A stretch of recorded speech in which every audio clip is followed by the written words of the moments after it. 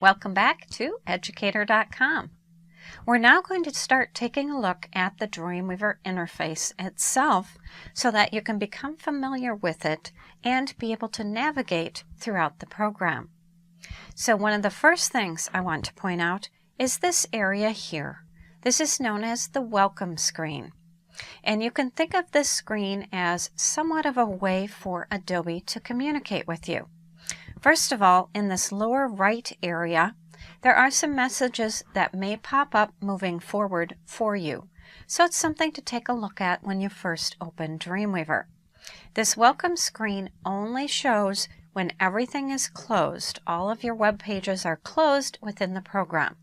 So I don't like people to get too dependent upon this because more often than not, you're going to have pages open when you want to do things.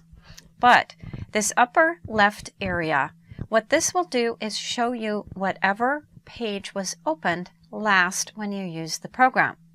So you can see mine is pure default right now, so it just shows nothing.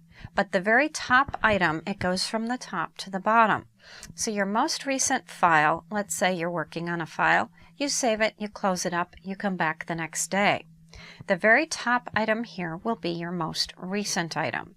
And then it will show you a listing of the other pages you have had open.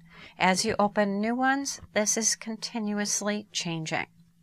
This middle section allows you to create some new items, and we don't need to worry too much about that. There's a few other ways to create these new items. You'll find in Dreamweaver there's oftentimes 2 to 6 different ways to do things. And what you want to do is find the way that works best for you and use that method. So off and on, I'll be pointing out different ways to do things. And this is one of the methods. The problem is, as I mentioned, this doesn't show once a page opens. Now, the other thing that doesn't happen when a page opens is your panels themselves. You can see my properties area down at the bottom is completely blank. My CSS designer over here is all grayed out, as is my insert tab on the right. So what I want to do is get a page open so I can start showing you a few things. You'll see even these panels or this menu up across the top are grayed out because nothing's open. So let me go ahead and click Create New HTML. That will activate all of the panels so we can take a look. Now, once I open up a web page, you can see that welcome screen is no longer available. Now, my menus up here will have a lot more available to them once a page is opened. And you can see in the insert area, everything is dark. So it's now available for me to choose.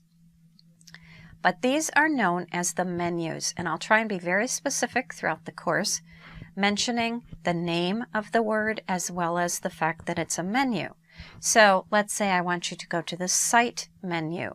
I'll try and point that out and also mention the word menu. So the menus are these words up across the top.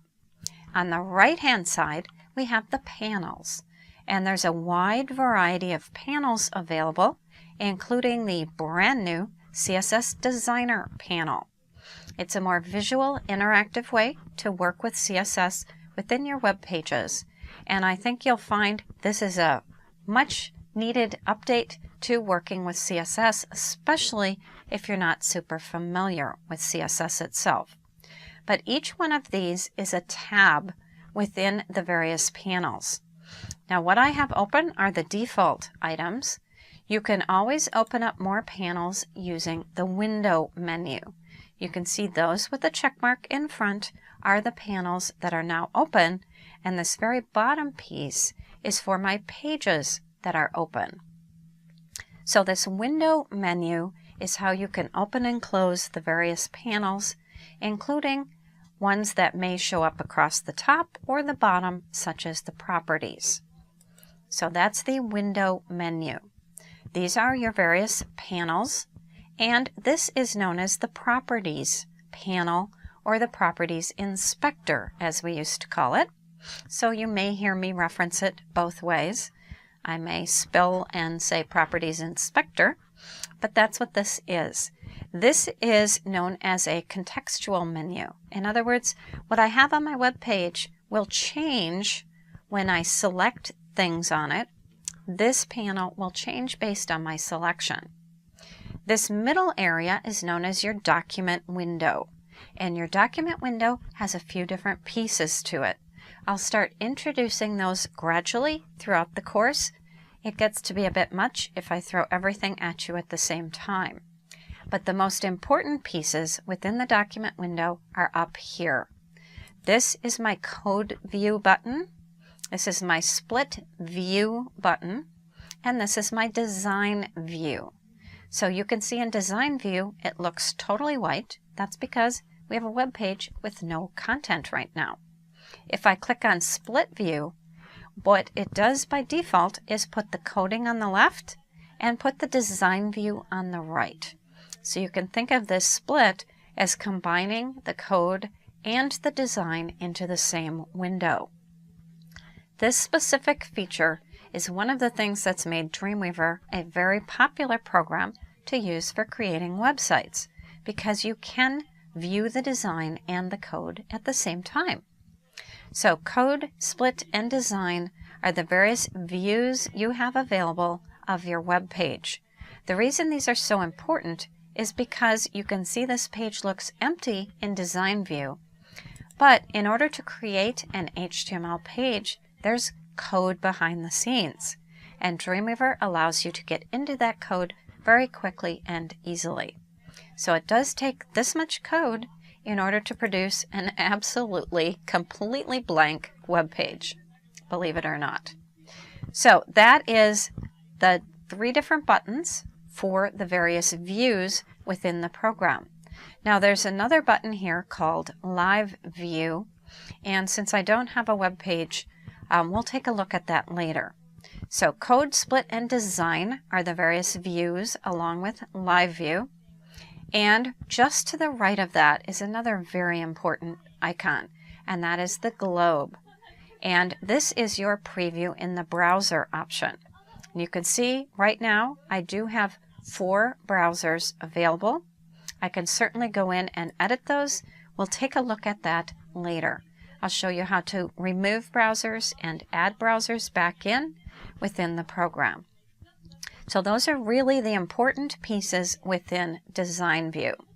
So just to recap, we have the properties panel or properties inspector at the bottom. We have another wide variety of default panels on the right hand side, and we'll take a look at organizing these a little bit better and working with them throughout the course. We also have the code, split, and design buttons up across the top, and we have these various menus items up across the very top of the program. Now if you're on the Mac side, you will have a Dreamweaver menu as well, in addition to the file menu. So there's one extra menu on the Mac side. But that's a brief overview of the interface for Dreamweaver, giving you some terminology so that you understand when I mention that specific piece, you know where to go. I'll try and be very specific when I go to use the menu, because some of the menu items also have a panel. Right here you can see there's an insert panel on the right, but there's also an insert menu. So just be aware when I'm talking about a panel, it's usually on the right hand side or above or below the document window. The menu is always up across the top and shows at all times. So that's an overview of the Dreamweaver interface itself, so you can start to become familiar with the program.